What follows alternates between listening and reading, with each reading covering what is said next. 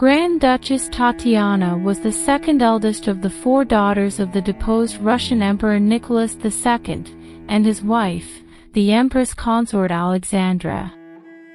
Tatiana was well known for her elegant, refined features, her slenderness, dark brown hair, and her gentle, yet reserved manners.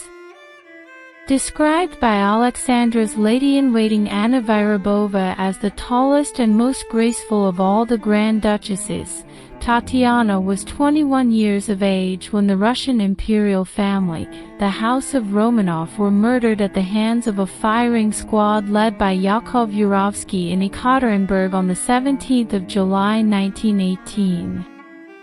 In the years and decades following the execution of the Russian Imperial family, a large number of impostors came forward and claimed to be family members who survived the shooting.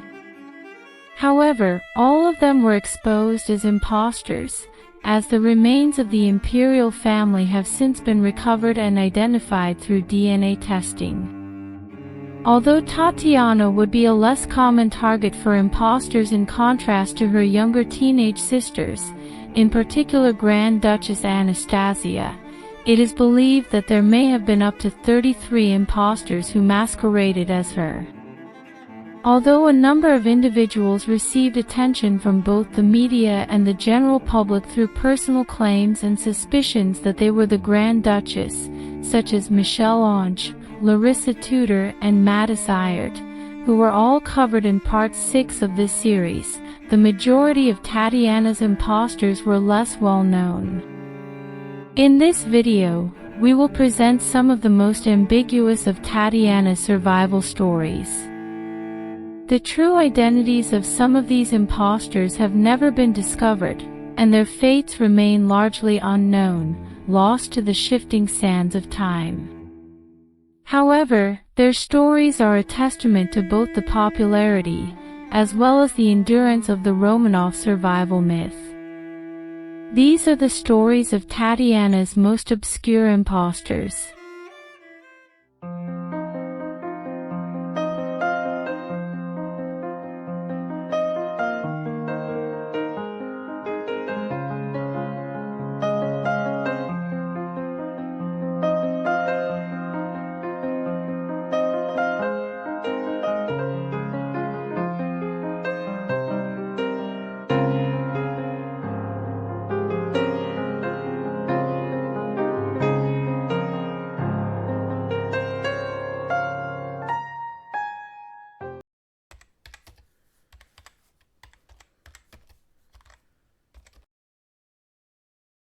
Our first story in this chapter is a story unlike any other that we have covered thus far on the Romanov impostors, as there are 2 different versions of the same tale.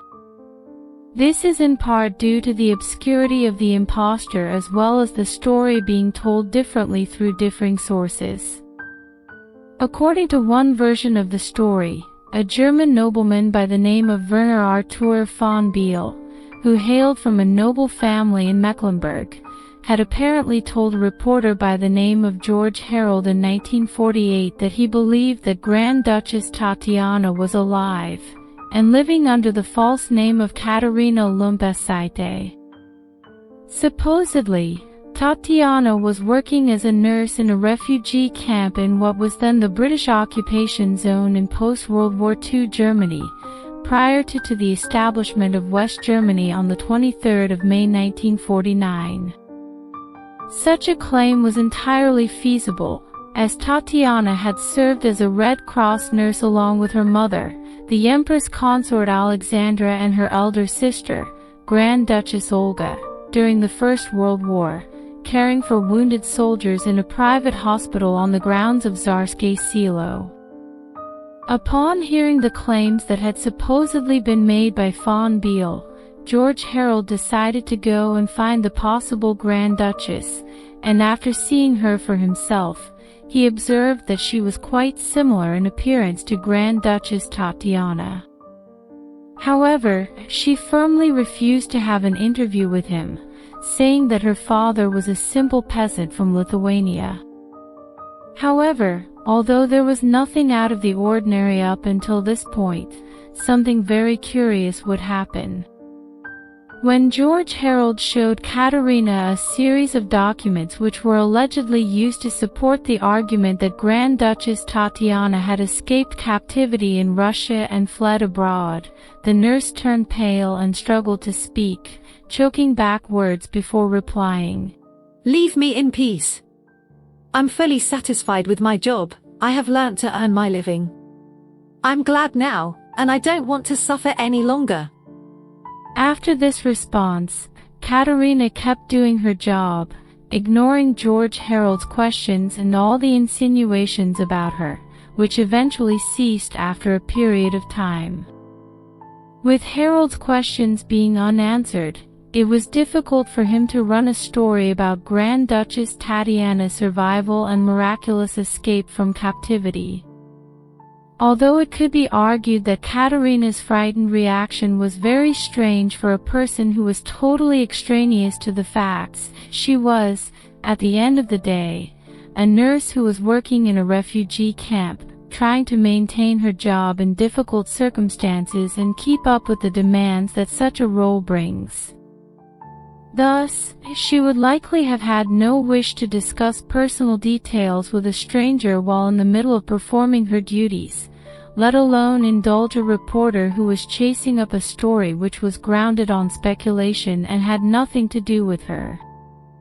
Given that Grand Duchess Tatiana's remains were recovered and identified through DNA testing in the 1990s, it appears that what Katarina had told Harold was clear and that she wanted to be left to do her job in peace.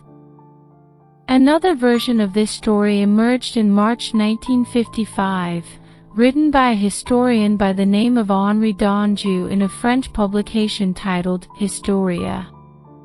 In this version of events, Werner Arthur von Biel shared his convictions about Grand Duchess Tatiana with George Harold prior to the outbreak of the Second World War in 1939. Harold's search for the supposed Grand Duchess led him to a hospital in Adlershof, Berlin, where a nurse by the name of Alexandra Michaelis was treating tuberculosis patients. Upon seeing Michaelis, Harold observed that she was very stylish, slender, and had facial expressions which resembled that of Nicholas II. In this version of events, the supposed Grand Duchess had a backstory. Apparently, Tatiana did not perish at the hands of Yakov Yurovsky's firing squad, but was instead rescued by an Orthodox priest and a young Red Army soldier. This soldier apparently helped her reach the German army in Lithuania, where she took the name of Katarina von Travansky before relocating to Berlin.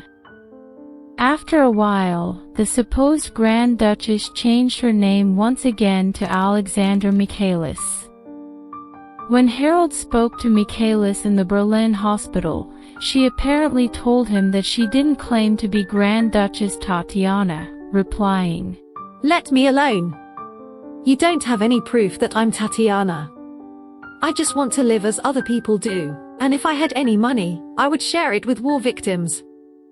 With this, George Harold dropped the matter and left the hospital. Apparently, Michaelis had not been seen since the time the Historia article had been published, and her fate remains unknown.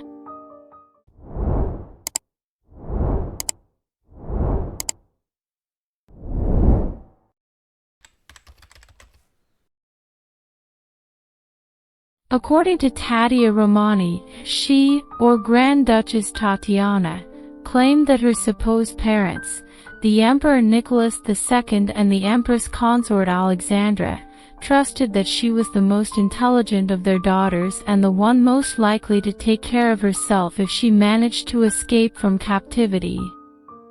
Because of this, she was entrusted with a number of important documents, along with the family jewels, which were sewn into her corset.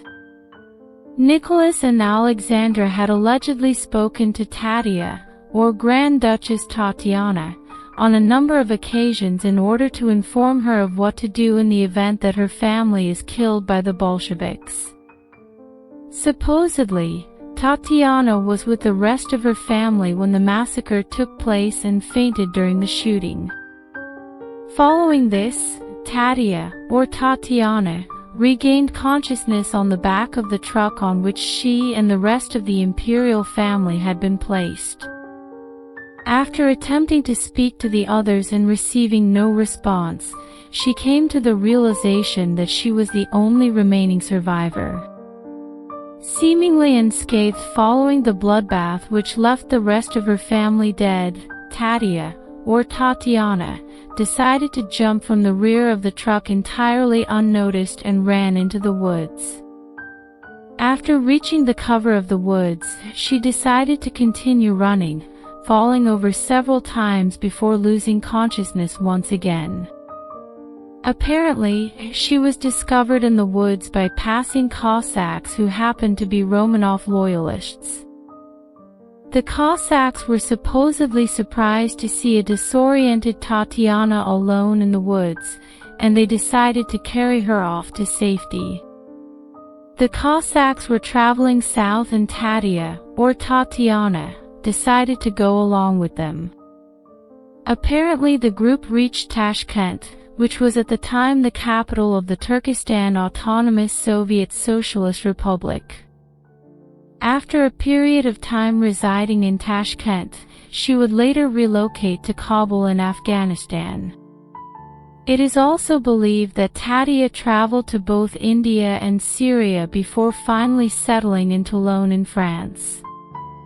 She allegedly claimed to have had the support of King Faisal of Iraq and described Rasputin as a saint. As well as this, Tadia claimed to have copied all the stories and recollections from Alexandra's personal diary, which her own daughter would only see for the first time in 1936.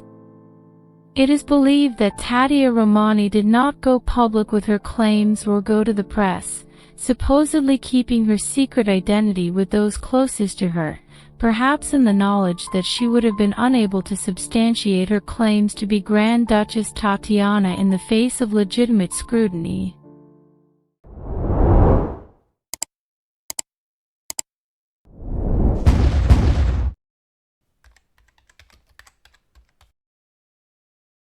According to Natalia Menshova-Radisheva, all of the Russian Imperial family managed to escape from Ipatiev's house in Yekaterinburg and flee to Ukraine in 1918, taking refuge in the city of Kyiv.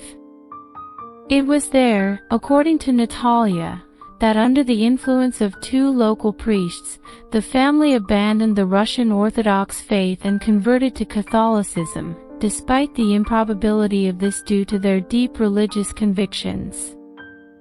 In 1920, Natalia, or Grand Duchess Tatiana, left Ukraine for Poland, where her patrons were the primate of the Catholic Church, Cardinal Kakowski, and the papal nuncio in Warsaw.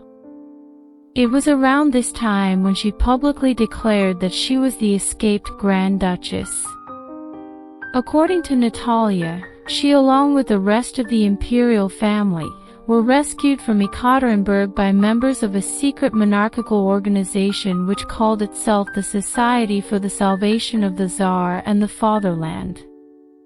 Natalia was a novice at a convent in Warsaw under the supervision of Abbess Rosalia Okensky prior to World War II, and following the occupation of Poland in 1939, she worked as a nurse in a hospital for prisoners of war between 1941 and 1942. In 1942, she relocated to Lviv, then under German occupation, where the Ukrainian Greek Catholic Metropolitan of Galicia and Archbishop of Lviv, Andrei Sheptyetsky, supposedly took her under his guardianship. By 1943, Natalia had gone by the name of Sister Tasia and was reportedly domiciled at a monastery with Abbess Monica Polianskaya. That same year, Natalia had a birth certificate issued to her which bore the name of Tatiana Romanov, possibly with the support of Ipatiev, along with the abbot of the Redemptorist monastery, who went by the name of von de Molay, and another abbot by the name of Vasil Velichkovsky. During the Second World War, Andrei Ipatiev had rescued at least 150 Jewish people, mainly children, by hiding them in Greek Catholic orphanages, monasteries, and convents. It is possible that in his actions with Natalia, he may have likewise been offering her protection from the authorities and shielding her possible Romanov identity. She had allegedly written a will, and worked in the monastery hospital in the latter years of the Second World War. However, nothing is known about her life after this point, and her fate remains a mystery.